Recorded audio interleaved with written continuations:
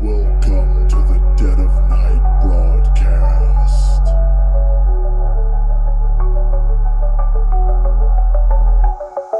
Tune in for your nightmares come true.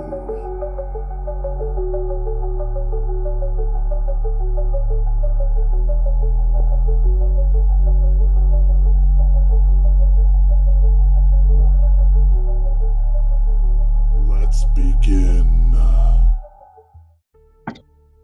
Hey, what's up, guys? This is Josh with my good friend Louie here. Together, we make up the Dead of Night broadcast. What's up? Today, we're coming at you with a movie that I saw like quite a while back. It was like several years ago. I had to rewatch it. And then this was your first viewing. Yes, it was. Then the movie's called Big Legend. How does it feel to be back on the Dead of Night? That feels amazing, man. It's been way too long. We should do this way more often than we. Reunited and it feels so good. Yeah, it does. We're gonna start a fucking power ballad band now. Right. So what were your initial thoughts going in? I know we kind of talked about it, and we were talking gay Sasquatch, but what were your first thoughts going into that? Hey, I didn't really know what to think about the Sasquatch movie because I don't know, Sasquatch sounds a little ridiculous to me because like it doesn't sound scary. You got like movies like Harry and the Hendersons and shit like that. So this movie, I was like, I don't know, I'll check it out because you said it was really good. So I walked into it blind, and I was not disappointed. There was a lot of things that I was disappointed with, such as the acting is pretty shoddy. But I have to say the acting is shoddy, especially the his friend that he meets, where he keeps calling him Chief like over and over again. But I have to say, like, the special effects were awesome. Like the end fight scene between your main guy Tyler and Sasquatch, like Bigfoot looks awesome. Like it is legitly, they put a lot of thought into what he looked like, and it was awesome. It was really great. So yeah. Other than the shoddy acting, I loved it. Yeah, and you know, when you said Chief, thinking about that, it made me think of Jaws. Why? It makes me think. It makes me think of. I can't remember the character's name, but he's like, "We go, or go into the water, only come out." You know, what was his name? I can't fucking remember for the life. I can't remember his name either. But that just made me think. That just made me think of him, though. But definitely the special effects and like the setting and everything else was like pretty rad. I mean, I love that we take place in the Pacific Northwest because that's what Pacific Northwest is known for, is Sasquatch more than anything else. More than is Bigfoot, yeah. There's a lot of Bigfoot sightings in Oregon, like everywhere. Like everybody's seen him. I haven't seen him. I'm from Oregon. I've never seen him once. Right, and I grew up like I hiked a lot of the spots out in Oregon because I lived like just north of Oregon. So you went hiking? Yeah, that doesn't sound like fun. I don't want to go walking. But seeing the setting there and stuff, it really reminded me of the Pacific Northwest. If you go, out from like you're not in the city and shit, but when you go out to like these spots, it was dead on. It looked exactly like what you would expect being out there. So you have this story of this man, Tyler, like you said. He's out there with his girlfriend. They plan a hike, this little trip. And on that hike, we have our buddy Tyler propose to his girlfriend. So they officially become engaged. By a beautiful waterfall. It's so romantical. I know. You can't help but get a hard on. It was so beautiful. He just whipped out the ring and was like, "Will you do it?" And she was like, "Oh, yes." Oh my God, Tyler, I will marry you. Right. Yeah. Tears streaming down. Yep. That sums it up. But this happy engagement doesn't last very long before shit flies south. Then there's that night they start hearing noises. He sets up, because he was in the military, so he sets up this like perimeter with the bells. Yeah, like that's really gonna do anything. Like okay. And so if you are worried about bears, don't you think you'd bring a little bit bigger of a gun than a Colt Python? That thing would just piss a bear off. I don't think it's gonna do anything. But I mean, I guess if you want to pack light, but still, if you're that worried about bears, you bring something bigger. Dummy. Right, but he sets it up because it's supposed to alert them when something like gets into their camp perimeter. Yeah. And then, shit, I'll let you go into this part. I don't want to feel like I'm talking too much. No, that's fine.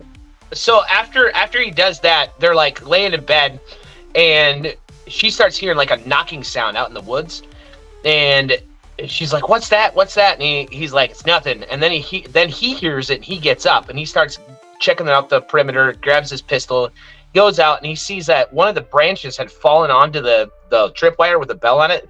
But he's looking around, and he sees like a stack of rocks. Like there's like 4 or 5 rocks like stacked up top, like on top of each other. And then he's kind of looking around the campsite, and then all of a sudden the tent, something grabs the entire tent and it just drags it in the woods. And he hears her scream, and he goes after her. And then he's like freaking out and stuff, and then he never finds her. And then the movie picks up like a year later in the mental institution, and he gets to go. He's leaving the mental institution. That he's not crazy. He saw what he saw, but he's like trying to like convince himself that so he can go home. That it was an animal attack. It was a bear attack. And so you get a really awesome cameo by Amanda Weiss, who plays his therapist, which I thought was really cool.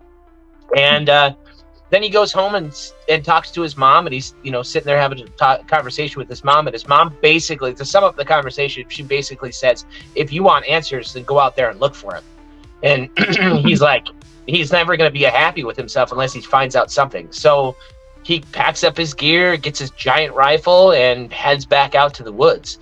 And he parks his car in the exact same spot, and he's starting to walk through the woods, and he comes up, and he's kind of like, there's a montage where he's like sitting in different spots, and he starts sitting in a spot, and he starts to shake the canteen, and he's running out of water. And then he hears something breaking in the background, breaking sticks in the distance, and he can't really see what's going on. So he goes down to the water, and he puts his pack down, but he brings his rifle with him. And then when he bends down, he gets his water, and then he lifts his head back up, and then you get this weird jump scare with like the shadow of Sasquatch like running by. And then he looks back, his pack's gone, and he's like, "What the fuck? Who took my pack?"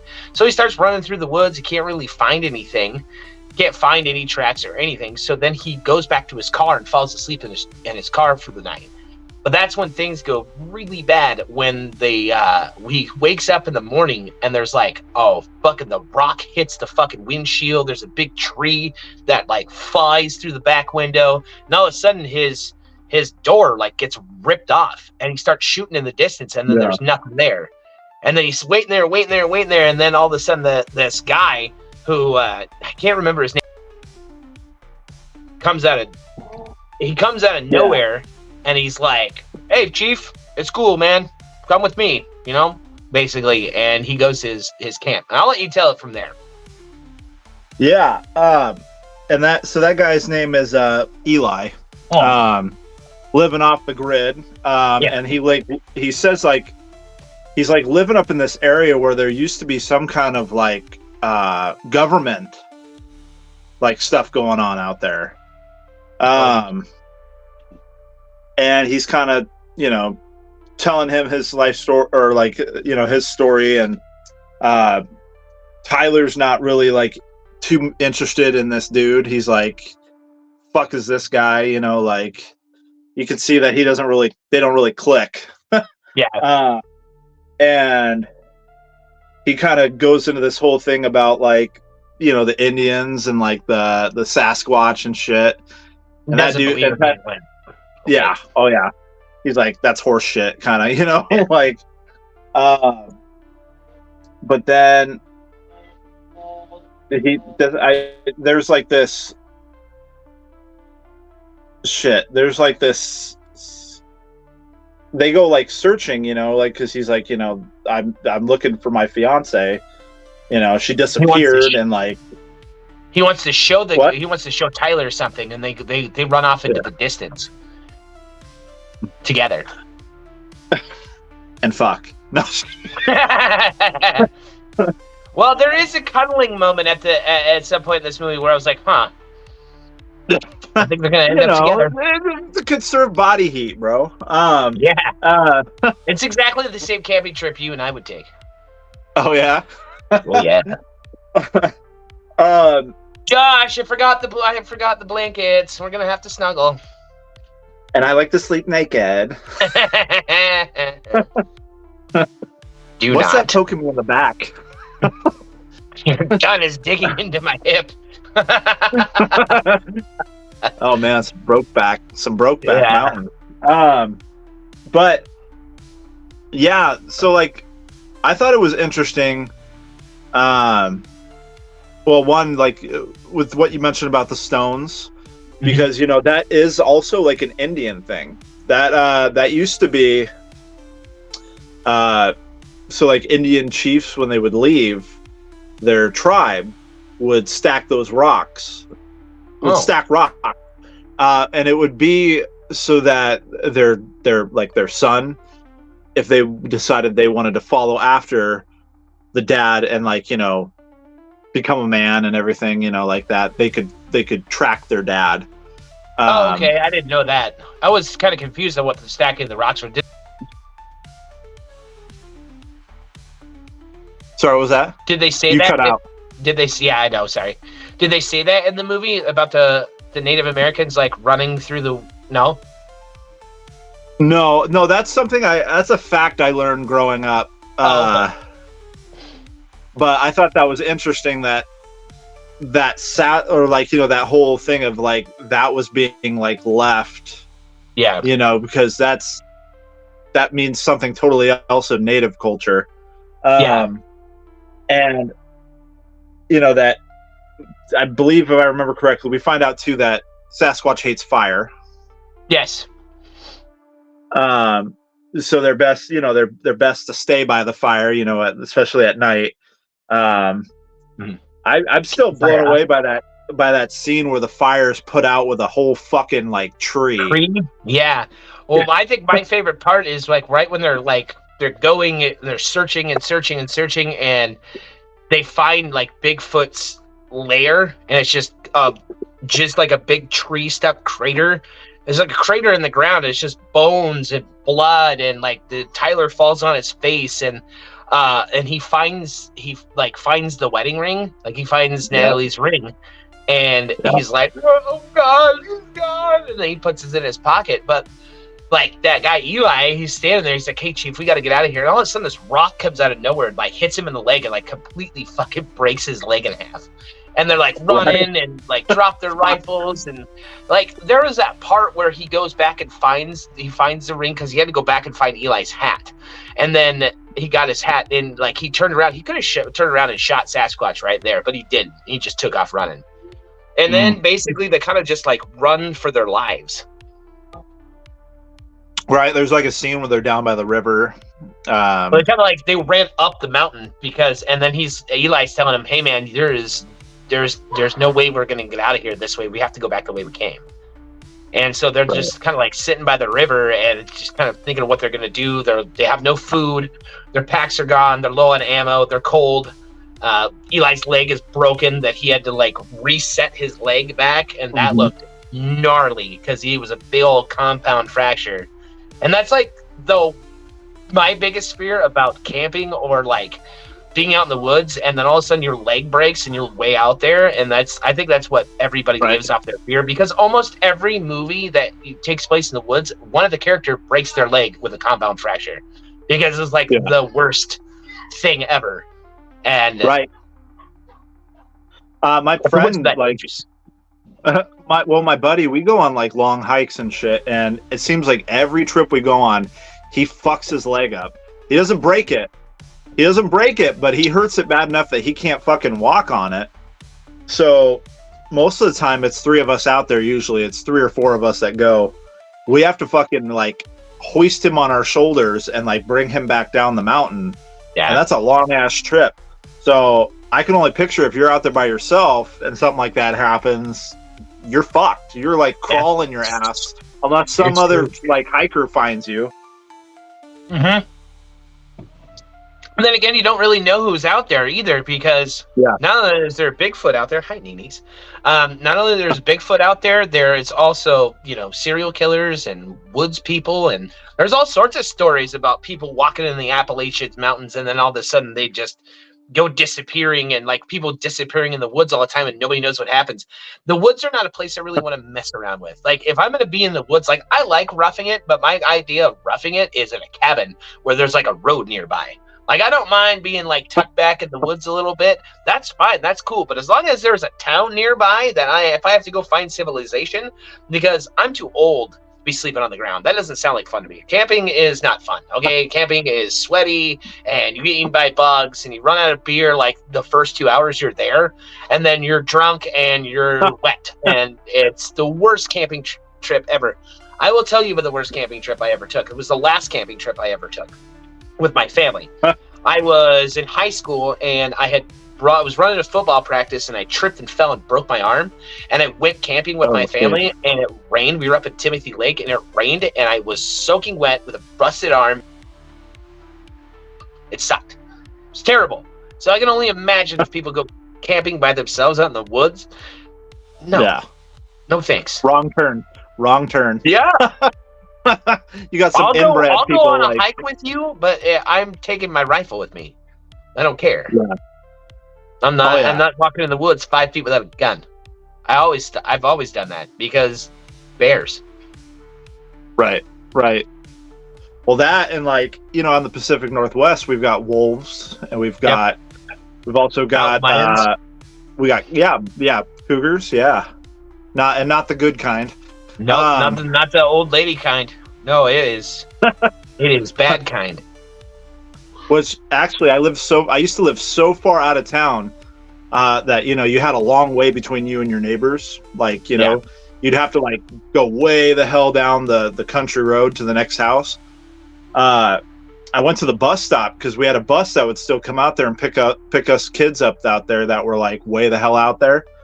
Mm-hmm. And one of my neighbors has like he's like across the road and down the way, this cougar comes out of his driveway, and I'm sitting there at the bus stop by myself. I'm the only kid getting on at that bus stop that morning. So I like hold my breath and hide in this bush next to there was like a fence too. Luckily there was like, it wasn't much. It was like a couple of barbed wire pieces across, but it was like, that was the extent of the fence, was like some posts and like 2 pieces of barbed wire. But like I was hiding in the bush, holding my breath, and the cougar passed by the area that I was at. It was over a little ways, and it like went down to the creek that was next to my house and went there to drink. And I was like shitting my pants in this bush, like literally just like, I'm gonna die today. Yeah. Like those things are no joke, man. I've known guys that there's stories that of guys I used to work with that went hunting with like 4 or 5 guys. And they came home with like 2 guys because they stepped in the wrong place, and you stepped in a cougar's den, and then you got fucked up by a cougar. And there's crazy motherfuckers that go out there and hunt for these fucking things. I don't want to go hunt for that thing. Right. Gross. Whoa. Wow. Sounds like some commotion at your house. Oh yeah, those are the children. They're probably yelling at you. Stop it! I'm doing something. Leave me alone. Be gone! God damn it! Do you want talking about a movie I watched? Shut up! I will pull them off with pliers.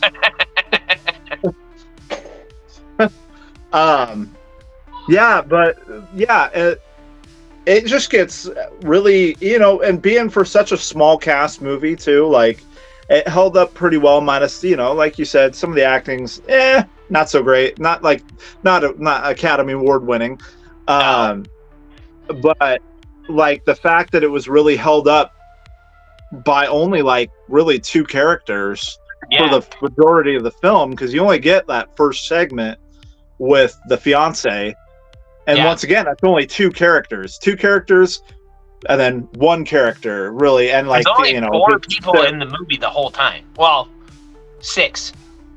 Yeah, because you got the doctor, and then you got I don't want to ruin the ending of it because I want people to go watch it, but you have a legacy horror character at the very end that opens this movie for a sequel, and I won't spoil the ending of it because it's really really good. But yeah, this movie is really held together by only a few actors. Right, and if you think about it, Tyler is the constant throughout this whole movie. Yeah. And then you just have you only have like one person at a time really interacting with him. Like the moment with his therapist, the moment with his mom, and then with this, Eli, for like a good Eli. And then Bigfoot,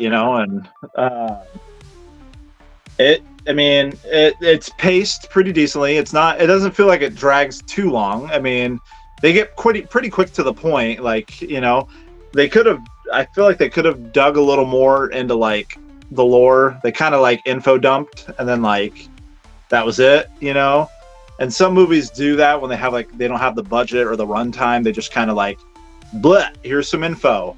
And then you're just like, okay, cool. Now and then you go right back into the other shit. Like, which that kind of happened with another movie I watched recently, but I won't spoil, or I won't bring that up.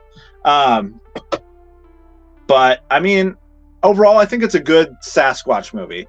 There's very few out there that are like, you can say that are actually relatively decent. A lot of it is very cheesy, very like, and don't get me wrong, I love cheesy. Cheesy's great on a Friday night and you're chilling with your fam and you're just like wanting to watch something fun. I'm all for that. But like, if you want to like get like a good Bigfoot movie, there's another one I can't remember the name of. But it was another good Bigfoot movie. But really, I can only think of 2 that have actually been not just straight cheese fest the whole time. Like, like actually had like good effects, a good look for Sasquatch. Like, like you said, this one did. This one had a great look for Bigfoot. It wasn't like, it didn't look like the Jack Link's beef jerky fucking Sasquatch, Which, don't get me wrong, that dude, that mascot, he looks pretty fucking creepy. I wouldn't want to run into that fucker in the woods either. So, I mean, but overall, I think it's an enjoyable movie. I think people should experience it at least, once, and it's a fun one, even if you want to watch it more than once. Like, if you throw it in the rotation every once in a while, or if you're looking for a creature feature, it's decent enough to like, give it a watch. Yeah, man, most definitely. I think that this one is definitely a good cheese fest, and don't get me wrong, I love cheese fest. Like, there's some of the greatest films ever put together at cheese fest, but this one, like, it's really really good. It's really worth the watch too. They really left it open for a sequel, and the acting in it, like, it is spotty, and you could tell it was low budget. But I love low budget films. I mean, we both have made low budget films numerous times. So, and like super low budget, $0, like $0. But you can do it. You can do it if you have a good enough imagination and you have people willing to do it. You can pull off a pretty good film with no money, relatively. I've seen fan films out there. I've seen, for instance, like The Barn. I don't know if you've ever seen that before. There is a version. It's really good. It's a cheese fest. It was made in 2016, but it's an 80s movie, and it's shot in the style that an 80s movie would be shot in. And I thought it was an 80s movie. But the first version of that, the person that made it in high school, and they shot it on a VHS camera, and they put it out. And actually, they didn't make that. They didn't really have a lot of editing capabilities with a VHS tape, but it looked good. Right. It was still cool. The whole movie takes place in one house, and then they got some more money and built it off of that. But the original version of The Barn is really, really good. I have The Barn too. I haven't watched that yet, but I have both of those. But those are classic cheese fests, and they're amazing. So, Oh, you cut out. Yeah, it always does that. We live in the middle of both of us live in the middle of nowhere, so it's like trying to like catch a satellite. Right. But yeah, no, I used to have a VHS camera. My step grandpa gave me one. It was like one of those ones over the shoulder, like Yep. My dad kind had of one too. bulky. And I mean, you can do it like you said, because like look at a lot of movies nowadays. Because I've always I started making my own films. I was like watching movies, and I'm like, okay, how do they transition? How do they do this? Like. And really, like, if you look at most movies, it's cutscenes. It's like there's no fancy transition most of the time. There's some, like like look at Never Hike Alone 2. Remember when he like wakes up out of bed, like he dives in the water and it like comes up and he's in his bed. You got cool shit like that, but most movies are pretty basic and they're like cutscene, boom, next scene, boom. Like it's like there's nothing to it.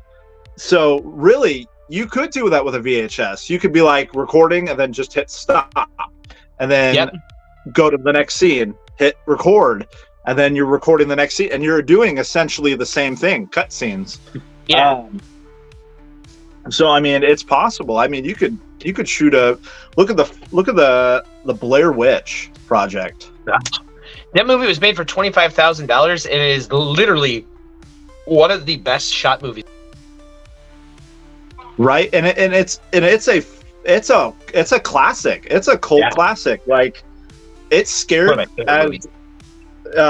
We watched it. I showed my wife it in 2018. Like when we first were like really getting together. We got together in 2017, and we were living together. And we lived out in the woods. And I showed her the Blair Witch. It's a good movie to show her. Yeah, and she just was scared shitless the rest of the night. She was having nightmares, and she was like, holy shit. She's like, that movie was scary. And like the way that they did it too is giving them like giving these kids who didn't know how to use a camera really like here you go, here's a camera. Like reel-to-reel too. There was a reel-to-reel, and then they had a VHS. VHS player. But the one guy, I think he's got a big bulky reel-to-reel. So that's crazy. They're running through the woods, and where they shot this is like a national park.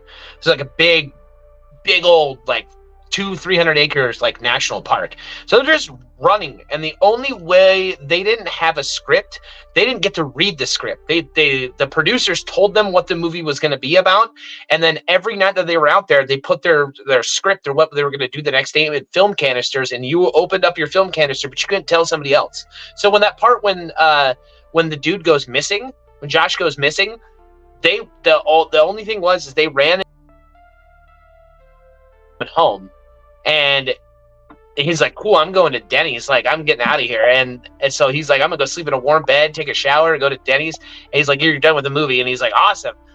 And they never told the other two cast members what happened to him. They just... And then, like, when the dude throws the map in the river, they in the film canister says, at some point today, at noon today, throw the map in the river. And then talk about it. And so, like, a lot of the things that they're seeing, they're exhausted. This is all real. And they're, like, really yelling at each other, really upset, like they're like just done with the whole experience, so you can really hear it in their voice. And it's a movie the way I would have shot it, that's the way I would have wanted to do it, because it was such a good idea for such a low budget movie without really anything, without any real big scare scenes. It was all shit they handmade. It was just the way they shot it was scary. You never saw the Blair Witch. You never even knew who it was. It was just the lure of the witch being out there, or like taking your friends. It was very terrifying. The teeth, they found that from a dentist. They went and bought teeth from a dentist. They put Josh's tooth in his shirt. Yeah. There's like a brief glimpse of the Blair Witch. You barely get it's like a flash scene, like yes, they're going up, or like she's running through the house. Yeah, you get like the slightest glimpse of her. That's it. Really, I've never noticed it. I should watch it again. Okay. But that's it. That's the only shot you get is like that quick frame, and that's it. but yeah, like you said, they took they went out there in the middle of the night, took them out of the tent, like and then the way they marketed it, people thought it was real. People thought these kids really went missing. Because it was marketed in a way they could never do that marketing today. There is no way, because the internet is everywhere. But the way they did it was awesome, because they put out missing posters, and this was pre-internet, like nobody knew anything. And people were really scared because they thought it was like a documentary that they were releasing because they couldn't find these people. And so they were releasing it to the public, like, hey, help us find these kids if you know who they are. And still to this day, people, when they buy this, they still think it's real. I remember, because I saw this movie in the theaters. I remember seeing it on the missing posters, because they had a website you could go look at. And it was a legit website with a legit police officer that wrote an entire dialogue, or like biography of where these kids were, where he thought they were. And it was it was actually in Maryland. And so there was interviews with real people, and the people they interview really think it's real. Just the random people, except for Mary Brown. I think she might have been in on the movie. But the rest of the people that were around, I don't think they knew anything. But I don't know. I think they might have known what was going on, because there is no such thing as the Blair Witch, but the Bell Witch. That in the same similar area. I'm not sure, but it sounded to me like the way they did it just sounded to me like it was random, and it was almost like it was super real. But I'll have to tell you, when you watched it on an 8mm reel-to-reel in the theaters, I felt sick. Like, I didn't really enjoy this movie until it came on DVD, because that movie made me feel sick, because it's just doing this. And then you've got a square that you're looking at the movie, and then this big blank spot behind it. So it is, seriously, it was on an 8mm reel-to-reel, and it was horrific to watch then, because you missed a lot of shit. It just felt sick. So, but it took me many years to appreciate it, and when I finally appreciated it, it's still one of my favorites. Right? Like, yeah, it's always got a spot in my collection. But yeah, that just the moral of the story, kids, is cheese fest and B-rated movies and not super fancy over budget films can still be good. Yeah, definitely. There's thousands of films out there that are awesome. There's another movie that Amanda Weiss is in. It's called like Hunter's Moon, and it got like a 4.2 on IMDb and like 15% on Rotten Tomatoes. So I was like, this thing is gonna suck. I can't wait to watch it. Yeah. Oh man, I can't wait for you to watch Winnie the Pooh: Blood and Honey 2. Yes. Oh my God, I want to check that out. Yeah, that looks. Oh, dude, I want to go see Longlegs. That looks pretty good. Oh. I've heard mixed reviews, but like I always, I love hearing people's perspectives on things. Of course, I respect everybody's views, but a lot of the times I'll take that with a grain of salt. I'll just be like, okay, this is what they thought, but I'm going to go see it for myself, and then I'm going to make my own assumption about it. Because if you went by everybody's assumptions, like look what you said, like like Hunter's Moon got really low ratings.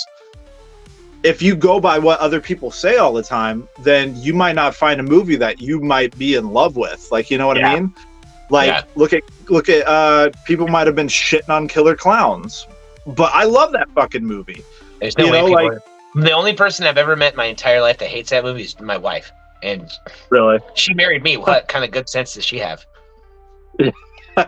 But yeah, so like, I mean, I've heard crap about Longlegs, but I'm still gonna check it out because like because it might be one that hits. It might be one that I'm like, oh, I like that, like, or like or I might hate it. Who knows? But I'm gonna decide that for myself. Right. There's always films out there that I can like take away something that I liked about it and something I didn't like about it. There's always movies like that. Like I can, even if it's a shitty movie, like I can still take something away that I really enjoyed about it. But there's some movies that are just terrible, and like it's terrible all the way through. Like they can't even save it. Like I can understand like a terrible beginning or like a terrible plot with like cool kill scenes. You can have a shitty plot and still have awesome kill scenes. You can have you can have a really good plot with like shitty actors and still pull it off. As long as you have either a really good plot, you got a good plot, good acting, or good kill scenes. Like those three things, you don't need all three of them, but if you have at least one of those, like it's worth watching. And if you get two of them nailed down, perfect.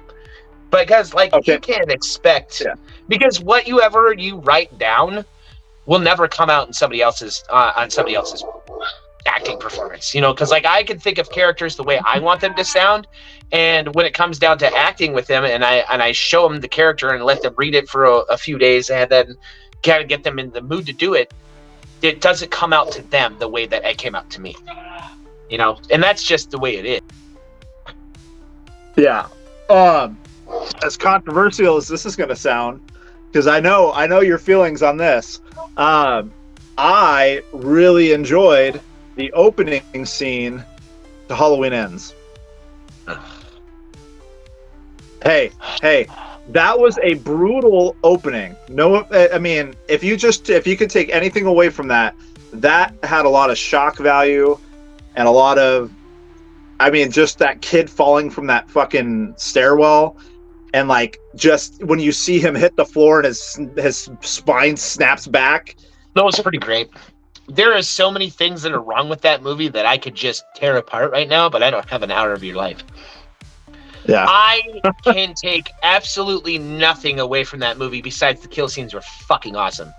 But everything else, like the kill scenes were fucking brutal. Too bad it wasn't really Michael Myers doing it, but it pisses me off. That's the one thing that pisses me off. The only reason that as soon as fucking Cunningham gets cool and it gets worth watching, he fucking kills himself. I'm like, wow, David Allen Green, you can go fuck off forever. I know, because, well, like you said, I enjoyed that. I enjoyed the junkyard kill scenes. Oh, yeah. Like, he runs the kids over with a fucking truck. And the blowtorch. Oh. What about the DJ where he cuts his tongue off and he's got his tongue spinning around the record? Oh, that was good. The kill scenes, like I said, the kill scenes are fucking great. Yeah. Yeah.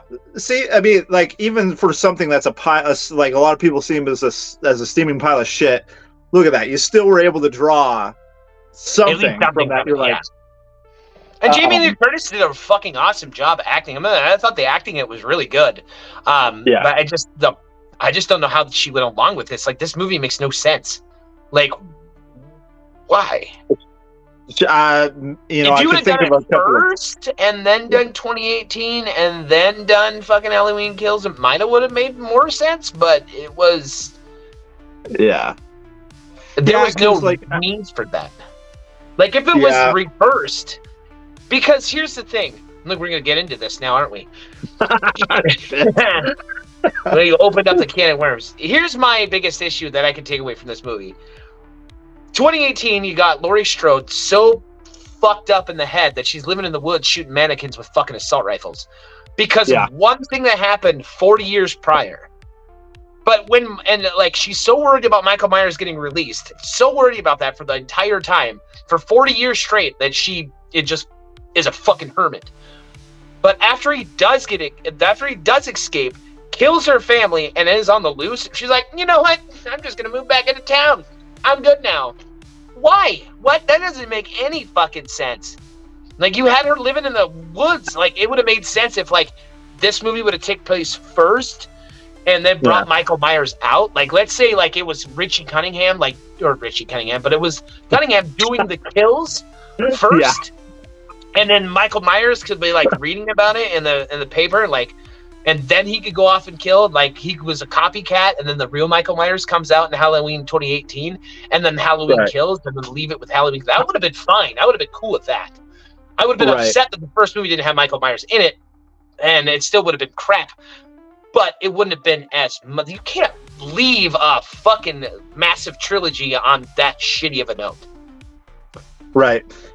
See, I wish they would have worked some of the elements and the thoughts that they had maybe throughout the trilogy, because what I took away and understood, even though, like, you know, it wasn't like it was like the worst out of the trilogy, was that they were trying to show, and they didn't nail the landing on this, but like they were trying to show that, like, like, like she said in the end, evil doesn't, it just changes shape.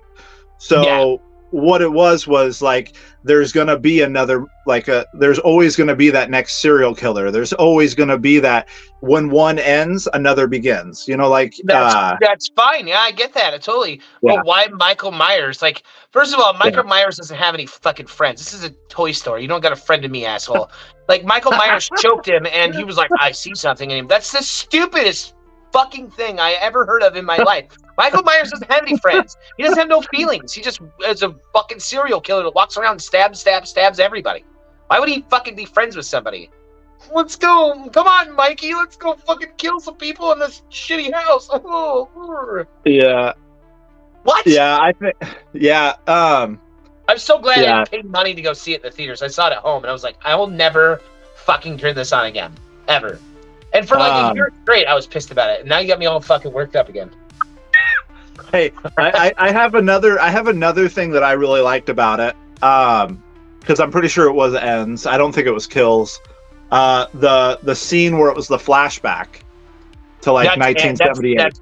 That's kills. That's the very beginning of kills. They redid it. Okay. Yeah. Okay. That was really good. I like that too. That was really, really, because they matched the masks so well for like recreating it, and just like the mannerisms, everything was very reminiscent of like the original 70. I thought they nailed that pretty good. I did too. I also liked it. I also thought it was a real treat to have Donald Pleasance in a Halloween movie just one more time, which I thought was great. Even if it wasn't really him, it was still, Donald Pleasance was still there, and it doesn't really feel like Halloween without him. But still, like it was awesome to see that he was in it. But they had somebody double. Right, because he was such a key player in like that franchise. He was like Dr. Loomis to fucking Michael Myers is like even bigger than, I feel like, I know I might get hate for saying this, but even bigger than the Laurie Michael. Yeah.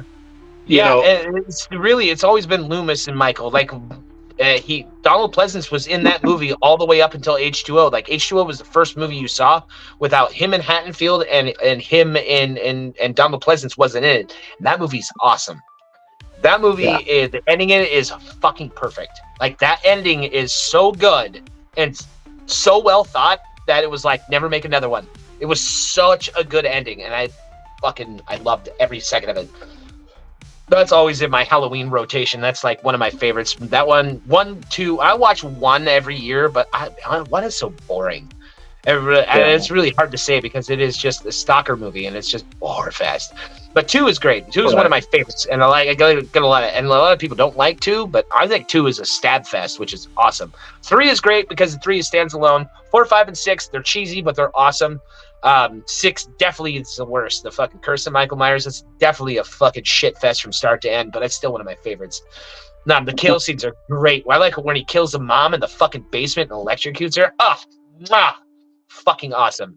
And then you got H2O, which is just badass, and then you go back downhill with fucking Halloween, Busta Rhymes, ninja kicking Michael Myers. That one's pretty bad too. Happy Halloween, motherfucker! Ooh, come on, Mike. Yeah, right. And then Rob Zombie's Halloween, the first one's really good. I have mixed feelings about doing too much of a backstory to Michael Myers, but I think in this film it does work, and I think it's fun to think about. His second movie was kind of weird and stupid, and I never got that fucking white horse thing. It was just blew over my head. But, well, yeah, and Rob Zombie's Michael was he was brutal as shit too. Like he was Tyler Mane as Michael Myers was a good choice too. He's a very big looming presence, like, you know what I mean? Yeah. And just I liked kind of like the ripped mask and stuff. I liked the little bit of difference that gave to that character. So yeah, I like. It really does work. Like the whole movie works with the backstory to Michael Myers as a child, like in his shitty home life and shit like that. And like it really shows the downward spiral that Michael already had to begin with. But then like his family life was such shit, and his mom takes her own life, and like it just shows you like from what he experienced it just puts you in a different mindset. Like, it gives you different perspective on it. And I don't think it would have worked for the older movies, but for, Rob Zombie really thought outside of the box. Like, how can I make this different? And it really worked. It's like his best work. Yeah. Yeah, for sure. Now that we went way left field, but hey, yeah, guys, check out Big Legend. It's pretty good. Don't watch Halloween Kills. Or go on a Ends. fucking 30-minute rant about Halloween Kills. How much it fucking pisses me off. Halloween. Oh, you keep saying Kills, you mean Ends. Yeah, Ends. Oh yeah, Kills was great. Kills was gnarly. I was gonna say love 2018. Kills, because Kills when that chick's shooting that big ass gun and he kicks the door and she shoots herself in the face. Yes, it was so good. Right. Oh god. Right. Those first two films, if they could have stuck the landing, like the first two were really good. Like, I mean, don't get me wrong. Like awesome. like I didn't love like Evil Dies Tonight. Evil Dies Tonight. But like the rest of it was great. Yeah, the rest of it was awesome. So, I mean, they could have gone about it differently. It's too late. They've done what can't be undone by them at least. Somebody else, if they want to go ahead and take the franchise and do something with it, which I know they're making a television show and there's talks about another movie. Mixed feelings about what that's going to be about. Is it A24 that's doing the TV show? Or I thought they were going to do another movie. I thought I heard A24, and then I thought I heard the word, like the name Miramax thrown around. I don't know. Thrown around. It's been a while since I've heard about that news. Like, that was quite a while ago. Yeah. But I mean, now somebody else gets to tinker and whatever they're gonna do. Who knows? Yeah. Definitely. But also another good one for folks who like Halloween movies. There is a fan film, The Haddonfield Nightmare. Check that out too. It's one of my buddies that I've had on the show, Braden Timmons. That's his fan film for that, and it actually picks up it picks up, like, I think, what was it? 25? No, it wasn't 25 years. It was like some odd years after the events of H2O. It follows Laurie's son. Okay. And it's really cool because it goes down that timeline versus like the timelines we've gotten lately. Is it on YouTube? Yeah. Oh, the Haddonfield Nightmare is what it's called. I'm going to check this out because that sounds great. I never heard about it.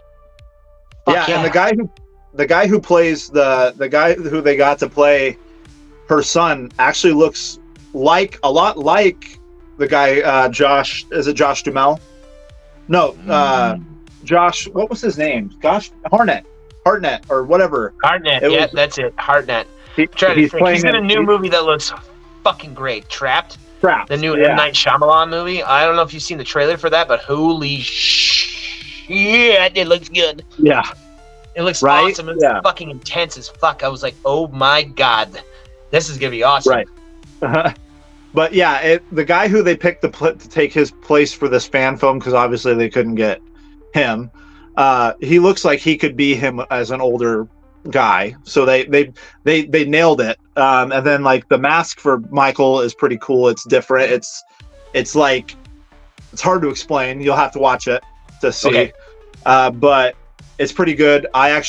He sent me over a copy on Blu-ray. I had him on for an interview. He was pretty cool. Which he has a sequel coming out to that somewhat soon. That's awesome. I'm gonna check it out. So definitely. And I don't know. I love shouting out fan films. Like, I love getting people involved in, right? Like, Never Hike Alone, Never Hike Alone 2. You've got another one that I really like was called Charles, and it's about Chucky. Never heard of that either. I haven't seen that. I haven't seen Haddonfield Nightmare, and I haven't seen Roseblood yet. So those are 3 ones I have to check out. Okay, Roseblood's good too. I watched and did a review on that. I've talked to the director and the. Oh, cool. That one's good. Roseblood. Jason Rising is another good one. It's another one. Okay. Check that out. That features some legacy characters from like the real franchise that I won't mention, so that people can experience it for themselves. But yeah, there's so many good ones out there. So guys, give them a shot. These people are out here doing it because they love the franchise, not just like Hollywood to make a quick buck. These people actually care about these characters, and I think a lot of them go shit, man. Like fan films are really the future of horror. You know, because Hollywood is going to want to make money off of it, and if you have ideas, put them to paper, man, because that's the future of horror right there is fan films, because they're almost as good as they're almost better than some of the fucking movies that they made millions of dollars off of it. Like look at Never Hike Alone and Never Hike Alone 2. Those movies were fucking amazing. Walk Stop can do no wrong. Michael. Yeah, boy. Yeah, boy. My Michael Myers mask is in the other room.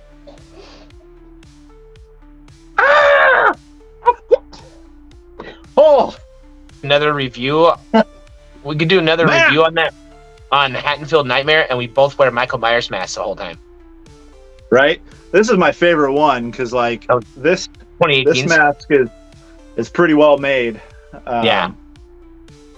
It's one of my favorites. You got the original 70s mask, which I fucking love. The mask is awesome looking. Nice. Hell yeah. Yeah, we could do that. We'll definitely do that because I haven't reviewed that in a while, and maybe if we do it in time, the sequel will be out. Yeah, cool. Maybe we could do a double feature. Oh, I like double features. There you go. Yeah. But yeah, thank you guys so much for hanging out with us on the Dead of Night broadcast. Welcome back. It's always a blast. Be on the Dead of Night. And if you haven't checked out either of our channels, Louis' channel, the Clintonville Slasher, go subscribe to that. Click the notification bell. Check out his videos. He's starting to drop those again. Had some stuff going on. I've had some stuff going on. So him and I have kind of been a little sparse on the internet lately. But trying to kick things a little back into gear. Get out of the slump and get out of the depths and get you guys some more content and have some fun. Yeah, definitely. That's all what this is, man. It's all for a good time. Yeah. And for the fact that we all love horror so much. Yeah. And then maybe we'll have more guests on soon. And if you want to be on our channel, all you have to do is ask, and we'll probably let you on. Yeah, if you guys like to hey, that's a good point. If you guys like to talk horror, feel free to leave us a comment, hit us up maybe on our socials on Instagram. We can set something up. Definitely. We always love to talk to fellow horror heads and just get real down and dirty. So. Yeah. And most of this time, we'll review a movie and we review like 20 minutes of it, and then like the rest of the time we just babble. It's pretty fun. Right, even when we have guests on. Look at our they all have something cool to say. I'm sorry that we have fun things to talk about. Let's sit here and talk about how much I hate Halloween Ends. I could make 5 episodes out of that.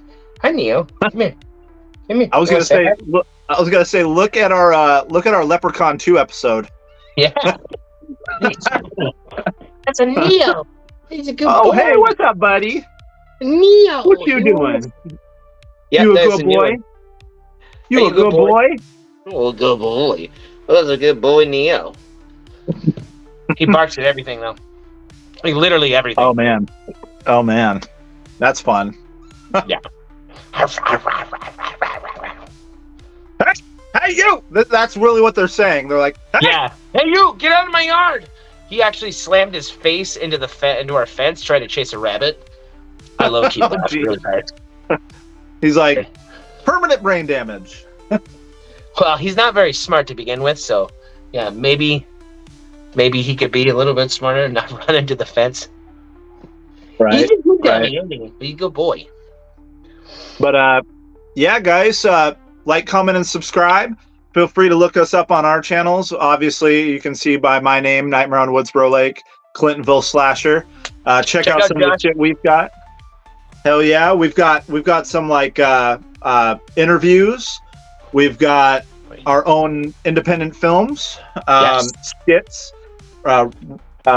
guest interviews, reviews, reactions, all kinds of shit. So if you're into that stuff, you love horror, then what are you waiting for? Check us out.